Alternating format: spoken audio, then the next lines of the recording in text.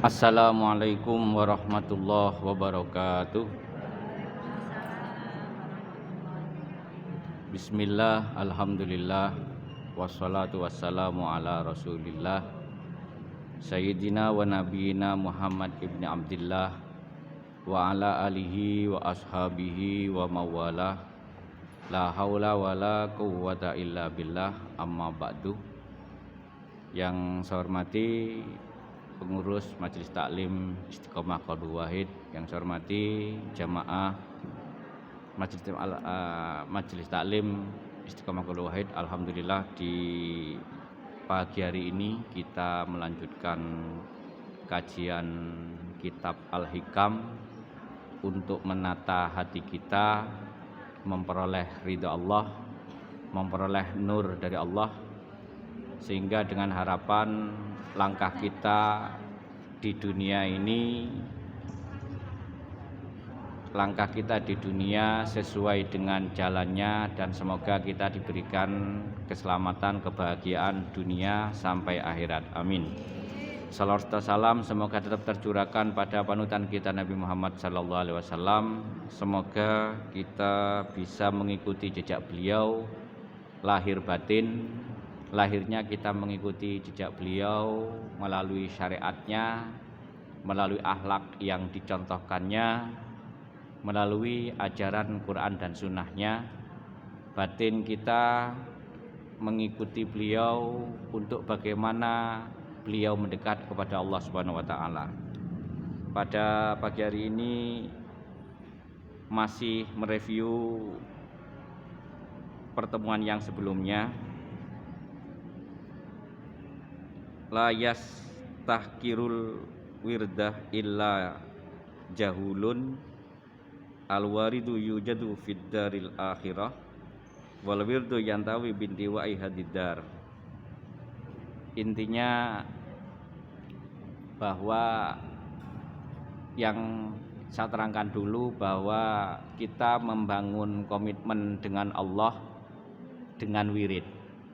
Wirid itu pengertiannya bukan hanya sekedar zikir, tapi semua amalan kita, semua perbuatan baik kita yang kita lakukan secara kontinu, secara rutin, sebagaimana kontinu dan rutinnya perputaran bumi ini,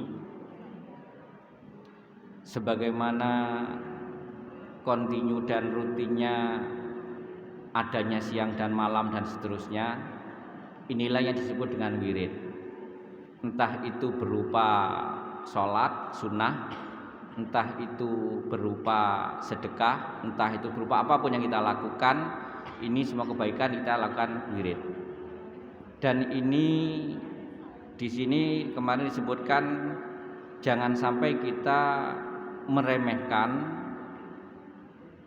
Terus nggak perlu wirid, nggak perlu istiqomah, nggak perlu apa kita lakukan, yang penting saya ibadah kepada Allah. Tidak, masing-masing wirid ini merupakan jati diri kita. Jadi wirid ini merupakan branding bagi manusia, bagi masing-masing orang, branding jati diri. Allah dalam mencatat lebih mudah. Kita analogikan, menawi nomor HP njenengan gonta-ganti niku saged dihubungi napa mboten akhire? Gak bisa dihubungi. Maka nomor HP harus tetap. Frekuensi suatu televisi atau frekuensi sinyal entah itu radio apapun, kalau berubah-ubah pasti TV itu tidak akan dikenal, radio itu pun akhirnya tidak akan dikenal dan tidak akan ditetapkan karena frekuensinya berubah-ubah. Maka dari situlah sebenarnya wirid itu sama dengan frekuensi gelombang. Jadi frekuensi gelombang punya spesifikasi seperti matahari menyinari kita. Itu frekuensinya tetap, gelombang elektromagnetiknya sinar matahari frekuensinya tetap, mengandung sinar putihnya, mengandung 7 macam cahaya warna-warni yang indah, Magiku Hibiniu, itu mempunyai karakter yang tetap, mempunyai frekuensi yang tetap, spektrum yang tetap. Inilah akhirnya menjadi branding warna-warni itu. Begitu pula kita ini seharusnya punya branding. Kita punya branding agar kita lebih dikenal oleh Allah, lebih dikenal. Kalau sudah Allah yang mengenal, maka Allah akan memperkenalkan kita dengan malaikatnya. Akhirnya malaikat akan turun, akan memperkenalkan kita dengan seluruh makhluk yang ada. Ini ketika kita punya branding. Rasulullah SAW contohnya, ini ada hadisnya. Rasulullah SAW contohnya, branding beliau sejak awal Al-Amin, teguh pada pendirian, menjaga selalu kepercayaan siapapun. Sehingga salah satu contohnya ini Rasulullah, ciri Rasulullah yang tidak ada, yang sangat jarang bagi orang lain. Sejak awal Rasulullah itu sudah membangun komitmen dengan siapapun beliau berjanji pasti datang mendahului. Jadi ini contoh ini salah satu branding Rasulullah. Jadi Rasulullah berjanji datang jam 8, ketemuan jam 8. Beliau yang menunggu. Setengah 8 sudah hadir, setengah 8 sudah ada. Sehingga tidak membuat orang lain kesulitan, tidak membuat orang lain menunggu-nunggu, tidak membuat orang lain cemas. Ini Rasulullah SAW. Ini salah satu brandingnya. Ini dari segi akhlak. Paling tepat waktu, bahkan mendahului. Termasuk ketika mengucapkan salam. Meskipun Rasulullah beliau itu seorang presiden, seorang kepala negara, seorang ulama, seorang kiai, seorang pembimbing, dan yang dituakan, tetapi Rasulullah dalam silaturahim mendahului, dalam melakukan mengucapkan salam mendahului. Ini beberapa akhlak Rasulullah menjadikan branding Rasulullah. Lah kita sebenarnya punya branding sendiri yang harus kita buat, punya trademark, kita punya ikon sendiri. Makanya lagu yang disuka anak kecil, kun antah, jadilah dirimu sendiri. Kita nggak perlu meniru-niru orang lain, yang kita tiru pertama Rasulullah. Dengan apa yang kita tiru dari Rasulullah, Allah akan memberikan branding kepada kita dari apa yang kita lakukan, salah satu yang dilakukan oleh Rasulullah. Jadi branding kita. Makanya seperti yang sampaikan dulu, Bilal brandingnya dengan sholat sunnah wudhunya. Kemudian Umar bin Khattab brandingnya dengan kasih sayang terhadap binatang. Ini salah satu contoh di kitab Usfuriyah. Salah satu Allah akhirnya memilih Umar bin Khattab menjadi salah satu sahabat terbaik ketika beliau masih kafir awalnya. Kan doa Rasulullah, Allahumma qawwil Islam bi ahadil umaraini. Ya Allah, kuatkanlah Islam dengan salah satu dua Umar. Di situ ada Umar bin Khattab, kemudian yang satunya Abu Jahal, namanya Abu Jahal itu juga nama aslinya Umar. Akhirnya Allah memilih Umar bin Khattab karena apa? Ternyata di kitab Usfuriyah itu salah satu brandingnya Umar bin Khattab yang akhirnya beliau terpilih oleh Allah. Allah bisa melihat dengan branding beliau. Itu ceritanya waktu itu Umar bin Khattab jalan-jalan melihat anak kecil mainan burung. Makanya akhirnya kitabnya di Usfuriyah, burung usfur. Sampai ketika beliau melihat anak mainan burung itu sampai kelihatannya sudah lemes mau mati, Umar bin Khattab membeli burung itu dengan harga yang bagi anak kecil sangat senang karena bisa membeli burung itu lebih dari satu. Setelah diberikan uangnya, burung itu dilepas. Itulah salah satu menjadi trademark Sayyidina Umar, akhirnya dipilih menjadi salah satu sahabat yang terbaik. Ini namanya branding. Kita dalam membangun seperti itu, Makanya akhirnya yang kita bangun branding, komitmen kita dengan wirid itu apa yang kita lakukan. Seperti yang saya ceritakan di pertemuan yang sebelumnya, ada yang setiap hari istiqomah memilah atau memilih mengambil duri-duri yang ada paku, mungkin bekas kaca yang ada di jalan supaya tidak mengganggu orang, diambil kemudian nyampe rumah dikubur. Itu menjadi amalan, menjadi wirid. Ini branding yang akhirnya malaikat mencatat, dan itulah menjadi Allah yang bisa menjaga dia sampai di alam kuburnya. Sehingga salah satu ketika kita sudah dikenal oleh Allah, apalagi sampai Allah mencintai kita, Allah itu memanggil malaikat Jibril awalnya. Ini di satu hadis qudsi. Ya Jibril, inni uhibbul fulan, wahai Jibril, aku mencintai fulan, mencintai dia. Seseorang itu yang memang dia dengan brandingnya dia, dengan ciri khas dia dalam berbuat baik.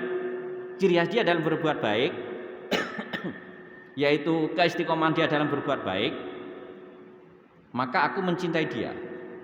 Maka kabarkanlah, fa'ahibbahu, maka cintailah dia. Allah perintah ke Jibril untuk mencintai dia. Fa'ahbiru ila sairil malaikah bi anni uhibbuhu, dan kabarkanlah kepada seluruh malaikat bahwa aku mencintainya. Akhirnya malaikat Jibril turun, ya malaikat Allah, hai para malaikat Allah, innallaha yuhibbu fulan, Allah mencintai dia. Wa ini uhibbu, sekarang saya juga cinta dia. Fa'ahibbuhu, maka cintailah dia. Jadi kepada seluruh malaikat untuk mencintai seorang yang punya branding tersendiri ini, yang punya keistiqomahan, punya wirid. Jadi mencintai. Kemudian malaikat disuruh turun, fa'ahbiru ila sairil khalqi bi annallaha yuhibbu fulan yuhibbuhu wa uhibbuhu. Kemudian malaikat diperintah untuk menyebar di bumi, sampaikan ke seluruh makhluk bahwa Allah mencintai fulan, mencintai dia yang memang istiqomah dengan amalannya, memang istiqomah dengan wiridnya, istiqomah dengan apa yang dilakukan dari apapun kebaikan yang ada. Kemudian malaikat turun ke masing-masing hati makhluk, bahkan ke masing-masing makhluk, akhirnya menyampaikan innallaha yuhibbul fulan, Allah mencintai si fulan, dan malaikat kami semua mencintainya, dan cintailah si fulan. Inilah Allah mengabarkan kepada seluruh makhluknya jika seseorang punya branding seperti itu. Makanya kita perlu dikenal Allah. Dikenal Allah dengan amalan istiqomah kita. Enggak usah yang berat-berat, mulai dari yang ringan-ringan. Akhirnya Allah akan, kalau kita sudah terbiasa dengan yang ringan, akhirnya kita lakukan, akhirnya menarik amalan yang lain. Itu trik yang saya sampaikan kemarin dari beberapa ulama. Jadi nggak perlu, wah saya harus tahajud, tidak. Misalnya ingin memulai tahajud, mulailah misalnya memulai istiqomah tahajud, mulai qobliyah subuh dulu, bangun, paling enggak subuh dulu bangunnya. Setelah sudah terbiasa bangun subuh, akhirnya pasti bangunnya lebih awal. Wah saya mulai tahajudnya kok berat ya, 8 rakaat berat ya, 2 rakaat. Mulai 2 rakaat dulu. Pokoknya sebelum fajar bangun, sebelum subuh bangun, untuk sekedar 2 rakaat dulu. Terus lakukan, yang akhirnya Allah akan menarik terus wirid yang kita lakukan. Saya mau berkomitmen sehari saya sedekah 1.000 rupiah. Terus lakukan, jangan berhenti. Suatu saat Allah menarik lagi, menambah lagi, karena memang Allah membuka hati kita. Wah, mulai minggu ini, mulai hari ini saya menambah jadi 2.000. Terus dilakukan 2.000 itu. Terus 2.000 dilakukan sampai Allah memberikan lagi, menambah jadi 3.000 dan seterusnya. Otomatis kalau kita sudah melakukan ini secara kontinu, maka Allah akan mengenal kita dengan frekuensi kita, dengan keadaan kita sudah dikenal, kita sudah punya branding di hadapan Allah, akhirnya Allah nggak akan salah dalam memberi rizki, nggak akan salah alamat. Tapi kalau kita nggak istiqomah, nomor HP-nya gonta-ganti, Allah juga nggak akan kita nggak akan, pasti nanti kirim akan salah alamat, diterima oleh orang lain. Kita mau kirim SMS atau WA, kalau sudah nomornya yang lama sudah ganti, apalagi diganti dengan orang lain, pasti yang menerima orang lain. Inilah fungsi kita istiqomah. Maka kemarin yang meremehkan istiqomah ini termasuk orang-orang yang bodoh. Kemudian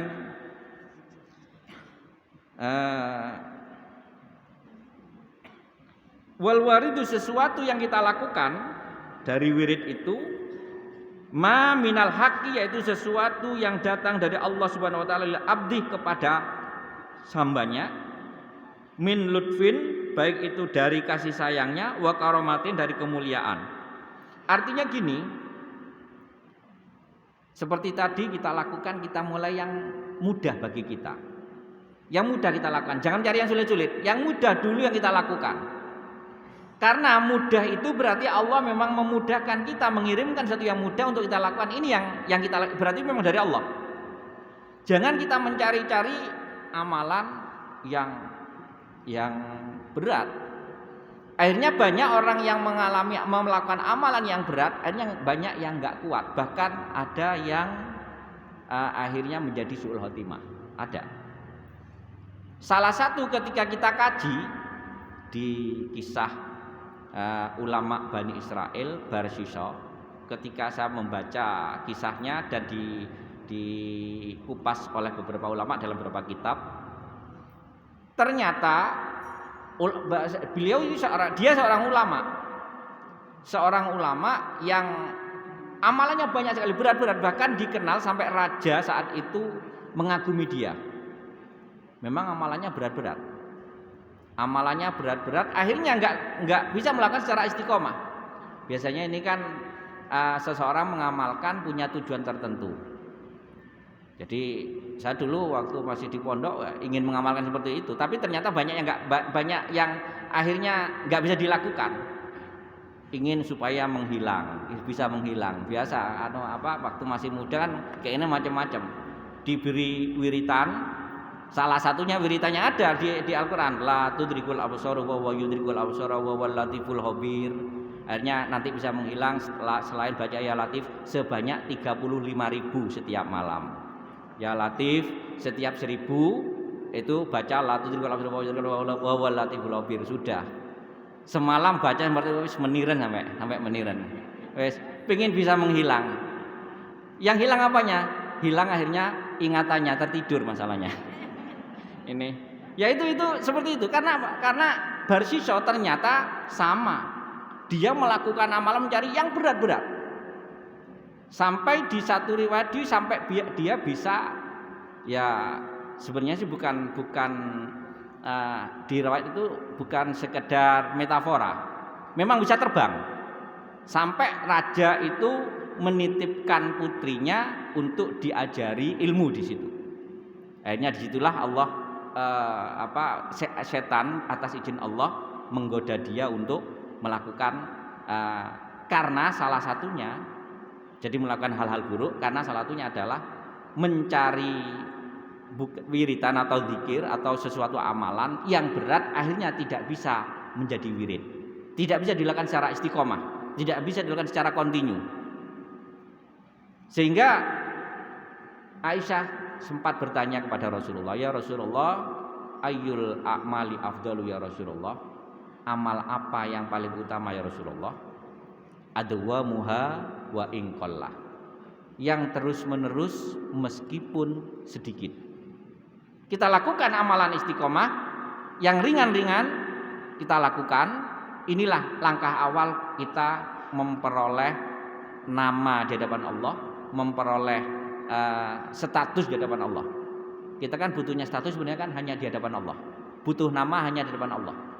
Karena biar Allah dalam memberi rizki, memberi karunia tidak salah alamat. Kita lakukan amalan dengan istiqomah.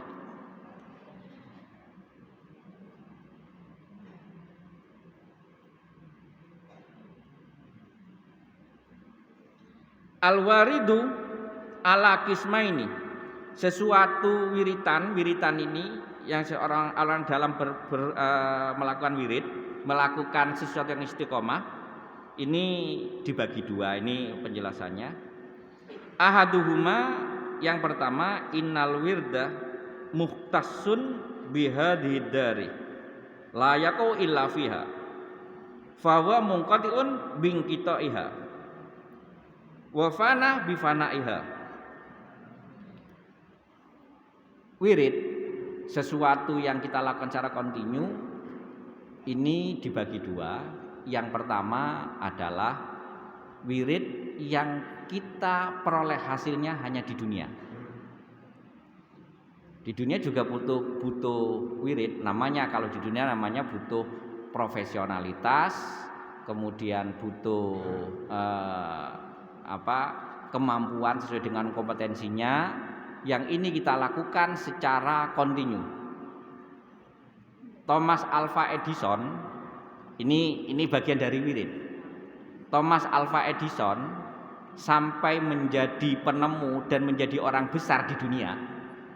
Sampai sekarang hasilnya ini dinikmati oleh masyarakat dunia dengan adanya bola lampu dan film, karena istiqomah dengan yang dilakukan, dan itu dilakukan dengan sungguh-sungguh. Beda dilakukannya istiqomah, ngapunten, napa ada seorang yang menjadi kuli wis aku ngene ae pokok tak lakukan. Bukan seperti itu. Istiqomah dilakukan secara kontinu dan profesional. Thomas Alva Edison itu dalam melakukan eksperimen ini, terus-menerus setiap hari dia terus sampai enggak bosan-bosannya, sampai dia mengatakan saya selalu melakukan eksperimen sampai 999 kali. Baru satu kalinya seolah-olah diberi sesuatu oleh katanya intuisi, sehingga saya menemukan ini. Jadi temuan yang dilakukan oleh ilmuwan itu ternyata bukan tiba-tiba, bukan karena dia pintar, tidak. Setelah melakukan eksperimen beribu-ribu kali, baru ada intuisi pada momen satu itu, yang akhirnya terjadilah satu temuan yang ternyata itu kembali temuan itu dari Allah, bukan karena kepintaran Thomas Alva Edison. Itu pengakuannya Thomas Alva Edison. Jadi mengatakan bahwa saya menemukan ini karena ketekunan saya, tapi bukan karena kepintaran saya. Di saat pertemuan itu jadi, ada intuisi yang datang kepada saya. Inilah akhirnya saya bisa menemukan bola lampu, menemukan klise, film dan semacamnya. Ini salah satunya. Artinya bahwa apapun yang kita lakukan di dunia secara profesional, kontinu profesional, pasti Allah akan mempertemukan. Man jadda wajada. Barang siapa berusaha sungguh-sungguh, kemudian dia kontinu terus, pasti akan menemukan. Jadi makanya syaratnya memang profesional, kontinu, terus-menerus, dan dilakukan secara profesional. Sehingga dengan profesional dia bisa kreatif. Dengan apa yang dilakukan bisa kreatif. Kreativitas inilah yang akhirnya menjadikan branding dia, seorang bisa dikenal di dunia. Akhirnya rezeki dia di dunia seperti itu. Hanya ini wirid yang seperti ini, maka akan terhenti dengan terhentinya dunia. Ya sudah, kalau melakukan wirid seperti ini, wirid ini sebetulnya wirid yang dari segi duniawi disebutannya. Kalau dia sudah melakukan secara profesional, pintar, sampai dia dikenal, akhirnya dia akan terputus dengan putusnya dunianya. Petinju profesional sampai juara dunia, Muhammad Ali, Mike Tyson. Dengan profesionalitas kontinu setiap hari bisa menjadi juara dunia sampai bertahan sampai sekian lama. Tetapi yang kotiu bing kita iha, dengan semakin menuanya usia otomatis tidak bisa bertahan. Ini namanya wirid dunia.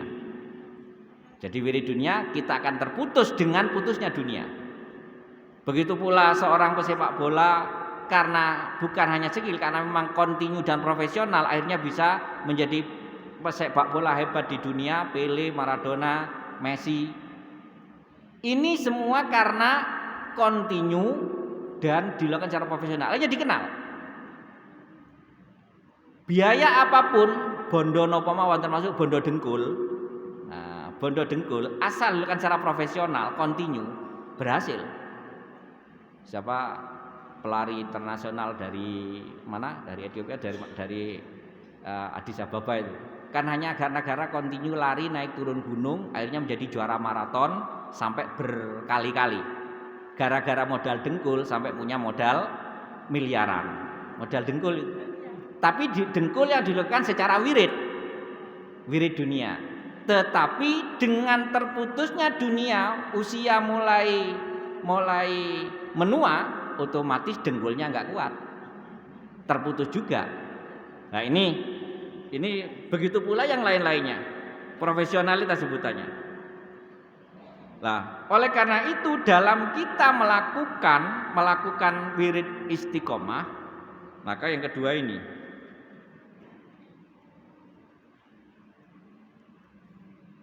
fayambagi lil abdi ayastaksira minal auradi qabla fawatiha itlam yumkinuhu khalfa ma fata minha. Sehingga seharusnya kalau ingin memperoleh kesuksesan yang ada dari wirid dunia ini, lakukan sebaiknya. Kalau sampai berkurang sedikit pun, artinya kita jadi seorang profesional dia melakukan kerjanya, berkurang sedikit kerjanya, pasti otomatis berkurang nilainya.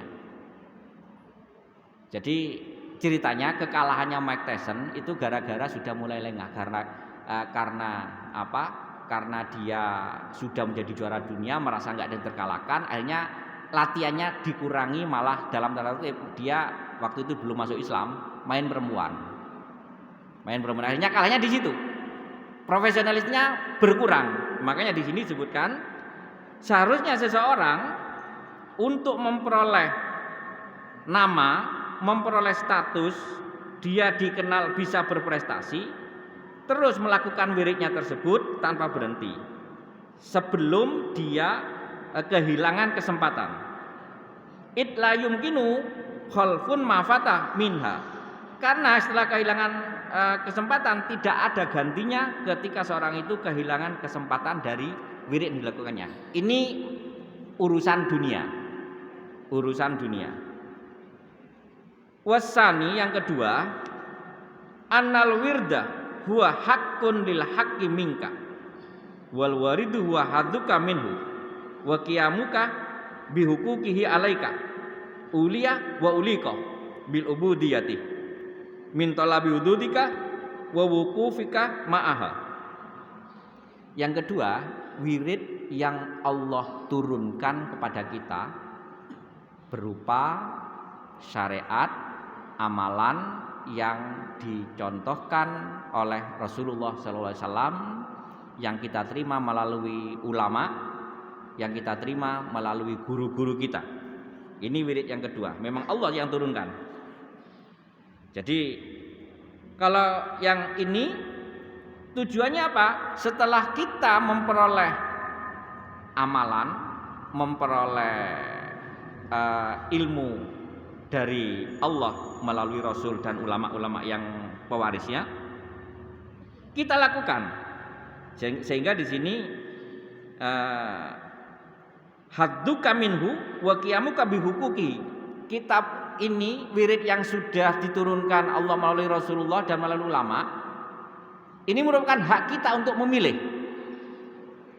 Ini yang maksudnya yang memilih ini yang tambahannya, yang sunnah. Kalau yang wajib paten bagi kita untuk kita lakukan tanpa ada toleransi. Kecuali toleransinya dari sudah ada ketentuan syariatnya. Sholat jamak ini kan toleransi dari Allah dengan ketentuan syariatnya. Begitu pula puasa yang nggak mampu misalnya ini atau orang yang ini kan ada ketentuannya sendiri. Artinya bahwa yang paten, yang wajib terus kita lakukan tanpa ada toleransi, yang ketika meninggalkan otomatis dosa. Tapi yang sunnah kita pilih. Yang sunnah kita pilih untuk kita jadikan wirid. Yang sunnah yang sudah Allah turunkan melalui Rasulullah kita pilih. Enggak mampu kita ikut Rasulullah. Fattakullah mastata'tum, bertakwalah kepada Allah sesuai dengan kemampuanmu.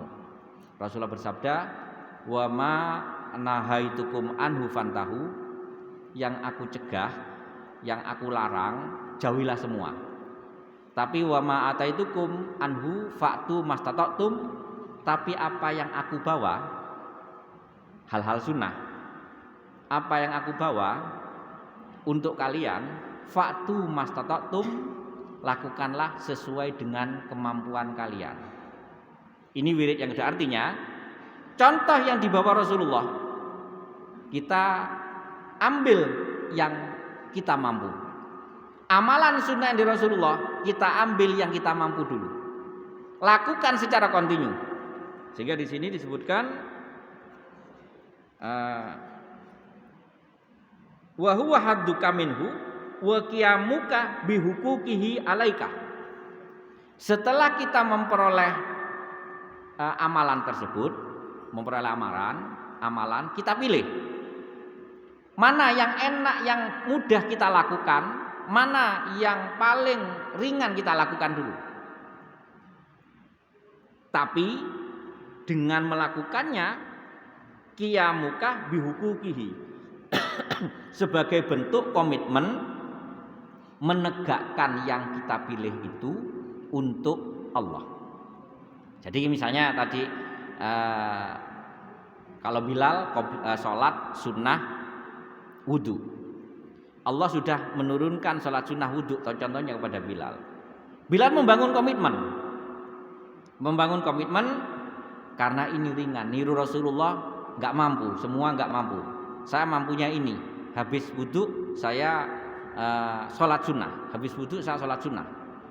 Setiap kali habis wudhu saya sholat sunnah. Sehingga dalam syariatnya, meskipun habis sholat subuh, kemudian batal wudhu, ingin melanjutkan baca Quran misalnya, wudhu, habis itu boleh sholat.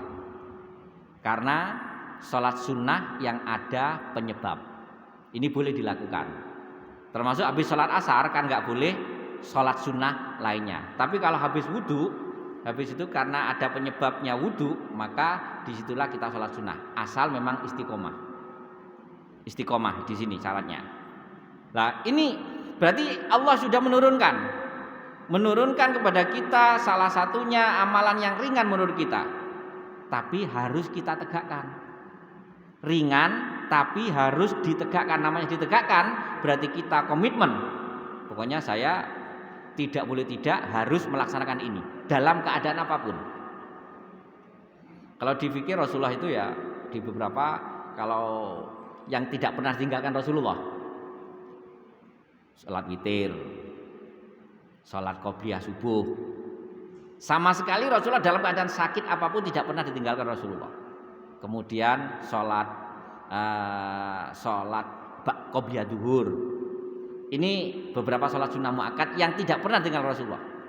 Nah, kita sama memilih. Kalau meniru Rasulullah berat memilih sedikit-sedikit. Tapi harus kita tegakkan yang sedikit itu, sudah berkomitmen sampai maut menjemput kita, sampai ajal menjemput kita. Jadi kita komitmen istiqomah itu bukan nanti setelah 1 tahun tak ganti yang lainnya. Akhirnya apa? Nomornya kita ganti, tahun berikutnya rezekinya salah alamat. Kalau sudah kita niat komitmen, ini komitmen saya istiqomah sampai akhir kehidupan saya. Yang sudah punya niat puasa Senin Kemis dan memang ini misalnya niat puasa Senin Kemis, ini harus punya komitmen dilakukan sampai ajal menjemput. Intinya itu. Dalam keadaan apapun kita berusaha puasa Senin Kemis misalnya. Jadi sehingga Allah akan mempermudah. Allah akan mempermudah mempertahankan komitmen itu dan insya Allah sehat. Nggak akan sakit akhirnya. Kenapa? Karena sudah punya komitmen. Selama saya Senin Kemis terus bagi dalam keadaan apapun saya harus puasa. Sehingga insya Allah dikuatkan terus sampai ajal menjemput kita. Sama ketika orang bersedekah, Abdurrahman bin Auf itu sebenarnya ketika sering mendengar wasiat apa yang disampaikan Rasulullah, apalagi doa Rasulullah ya ini. Allahumma ahyini miskinan wa amitni miskinan wa adkhilnal jannata ma'al masakin. Doa Rasulullah ini, ya Allah, jadikanlah saya orang miskin, hidupkanlah saya seorang yang miskin, dan matikanlah saya dalam keadaan miskin, dan kumpulkanlah saya di surga bersama orang-orang miskin. Gara-gara doa ini, Abdurrahman bin Auf seorang yang kaya raya ini sampai berangan-angan jadi miskin. Tapi karena dia sudah kebiasaan mengeluarkannya sekian sampai gini, ini satu contoh. Karena dia saking pinginnya miskin, karena ingin berkumpul dengan Rasulullah di surga, karena doa Rasulullah itu, kumpulkanlah saya di surga beserta orang-orang miskin. Berangan-angan nanti saya nggak kumpul dengan dengan saudara saya, dengan Rasulullah di surga. Akhirnya dia berniat supaya miskin. Waktu itu kebetulan ada panen yang gagal di Madinah, sampai kurma-kurma itu busuk, kena penyakit. Dia beli semua, borong semua, biar dia nggak bisa menjual. Sudah niatnya sedekah. Kalau sudah punya komitmen dia, karena memang komitmen Abdurrahman bin Auf itu memang bersedekah, mengeluarkan untuk umat, untuk kepentingan agama. Udah beli. Kalau dia jual otomatis rugi, atau ketika dia nggak bisa menjual. Selang seminggu, raja dari Sudan mencari dengan harga yang tinggi kurma-kurma itu. Padahal Abdurrahman bin Auf membeli kurma itu dengan harga wajar, dengan harga biasa, dan seluruh yang kurma yang busuk itu dibeli. Akhirnya karena ingin jadi orang miskin. Tapi ternyata karena kebiasaan dia sudah sedekah seperti itu, akhirnya tetap mau jadi miskin, gagal. Karena diberi dengan harga yang tinggi dari Raja Sudan, akhirnya dia tetap kaya. Artinya dengan membangun komitmen kita, seperti tadi puasa Senin Kemis, nanti kita insya Allah sehat. Mampu sampai kita nanti menjelang mati dengan membaca syahadat, dengan tenang meninggalnya di rumah, ditunggui anak dan ditunggui keluarga. Kemudian karena apa? Karena kadang ada orang habis sholat duha tiba-tiba zikir sebentar mati. Nah semacam itu. Nah begitu pula ketika dia sedekah, berapapun yang dia keluarkan, kalau sudah komitmen, Allah memberi peluang untuk dia tetap bisa bersedekah. Memberi peluang. Karena setiap hari saya harus mengeluarkan 100.000 misalnya. Maka kebetulan hari ini bokek, nggak ada uang misalnya. Tapi Allah memberi peluang, tiba-tiba siangnya ada order. Ini pernah dialami Sayyidina Ali karramallahu wajhah. Karena Sayyidina Ali sering ingin meniru Nabi Ibrahim, menguji iman, semakin meyakinkan diri. Litatma'inna qalbi, supaya hati saya menjadi tenang. Lihat ma'inna qalbi, ini selalu. Ini cerita dari Sayyidina Ali itu orangnya biasa, miskin, bukan orang kaya raya. Terus tapi beliau berkomitmen tiap hari mengeluarkan 1 dirham. Tiap kali mengeluarkan 1 dirham. 1 dirham itu kecil, kalau 1 dinar lumayan besar, tapi 1 dirham. dan meyakini manja bila syarati falahu asyru amsalihha, barang siapa yang datang membawa kebaikan pasti akan memperoleh 10 kali lipat. Ini Sayyidina Ali. Suatu saat uang tinggal 1 dirham. Kebetulan ada peminta-minta, langsung diberi. Akhirnya pagi itu, akhirnya tidak masak dan Hasan dan Husain waktu itu masih kecil. Akhirnya direbuskan batu biar rasa airnya tidak terlalu hambar, ada mineral yang diambil dari batu untuk mengganjal perut. Dah, nggak berpikir besok nanti bisa sedekah apa nggak berpikir sudah. Pokoknya hari ini saya sedekah 1 dirham. Kemudian ditunggu sampai agak mulai rewel. Sayyidina Hasan mulai rewel, perut Siti Fatimah juga mulai berkeroncongan, perut Sayyidina Ali sudah mulai berkeroncongan. Ini setelah habis itu sholat duhur, pulang dari sholat duhur, tiba-tiba ada order untuk memperoleh uang 10 dirham. Berarti sedekah untuk besok sudah ada. Padahal logikanya habis hari ini dan untuk apa? Akhirnya dapat beli makanan untuk istri dan cucu beliau. Ini bentuk komitmen yang dilakukan oleh salah satunya Sayyidina Ali. Dari situlah kita memulai, setelah kita punya bangun komitmen, tegakkanlah komitmen itu dengan melakukan hak-hak Allah untuk kita. Kemudian uliya wa uli qabil ubudiyati, yang semuanya adalah Allah berikan kepada kita bagian dari bentuk ibadah kita kepada Allah. Jadi bagian dari bentuk ibadah kita kepada Allah ini yang akhirnya menjadi wirid untuk kita peroleh dunia, juga kita peroleh akhirat. Kalau wirid profesionalisme kerja di dunia, profesionalisme kita dalam melakukan aktivitas dunia, terhenti dengan terhentinya dunia, hilang dengan hilangnya dunia. Sama dengan tadi kita melakukan seorang petinju ketika umurnya sudah menua, nggak bisa lagi. Tapi kalau akhirat maka kita bisa melakukan sampai ajal menjemput kita. Hasilnya kita peroleh bukan hanya terhentinya dunia, tapi di akhirat. Maka syaratnya kewajiban dulu kita lakukan sesuai dengan perintah Rasulullah tadi. Yang haram ditinggalkan, yang dilarang benar-benar tinggalkan. Ini sudah nggak ada toleransi. Kemudian yang sunnah-sunnah kita pilih sesuai dengan kemampuan kita, kemudian kita dalam melakukan, tapi syaratnya ditegakkan. Kita pilih ditegakkan. Enggak apa-apa kita memulai dari, saya tak memulai dari istighfar dulu habis sholat, astagfirullahaladzim, habis itu ngalih, misalnya dimulai dari yang ringan.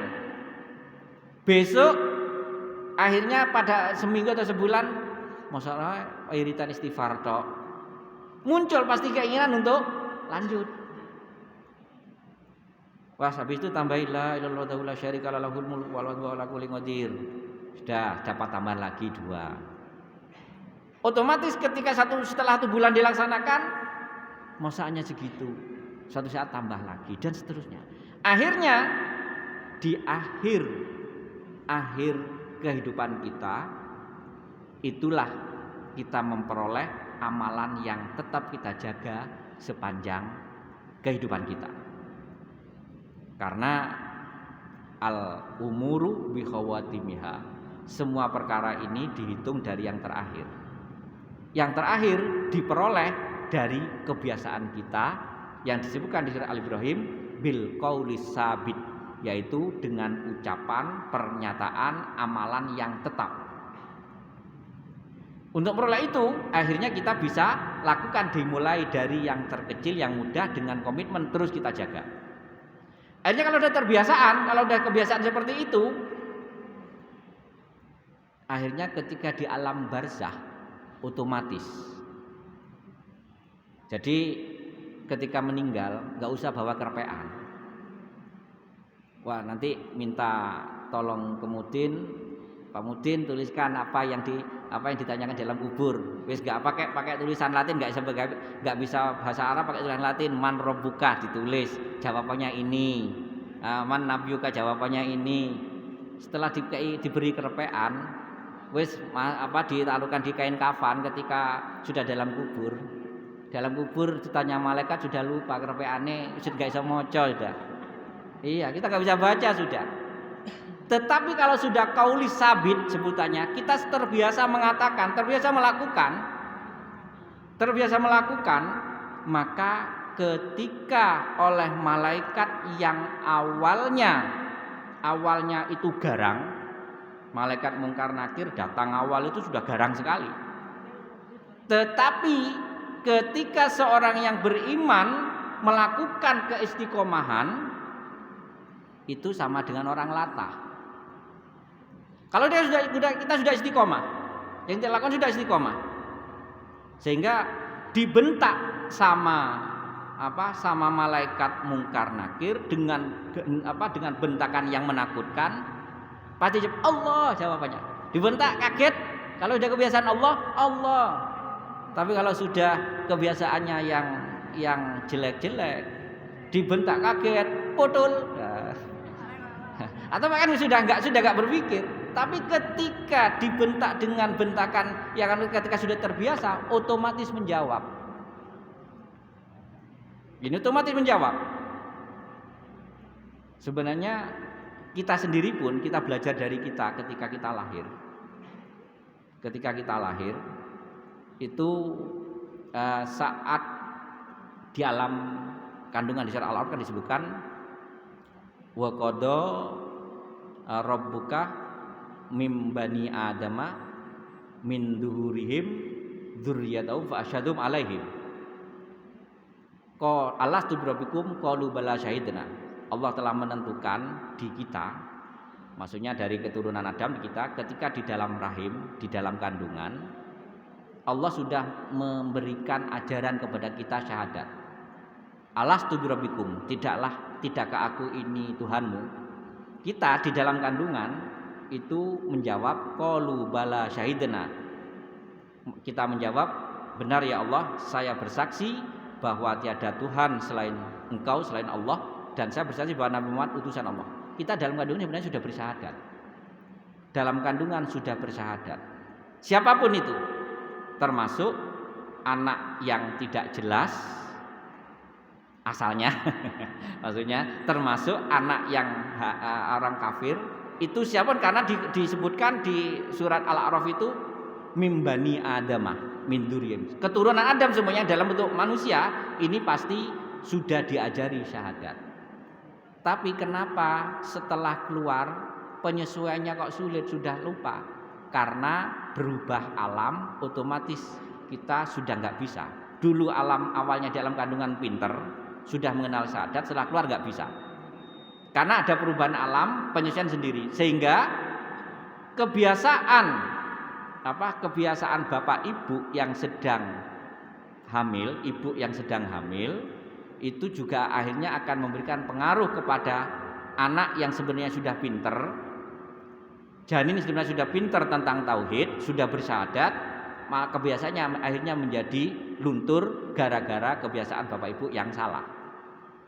Ini sama ketika kita di alam dunia, kebiasaan yang kurang mengakar pada kita, maka di alam barzah kita nggak bisa apa-apa, apalagi di alam akhirat.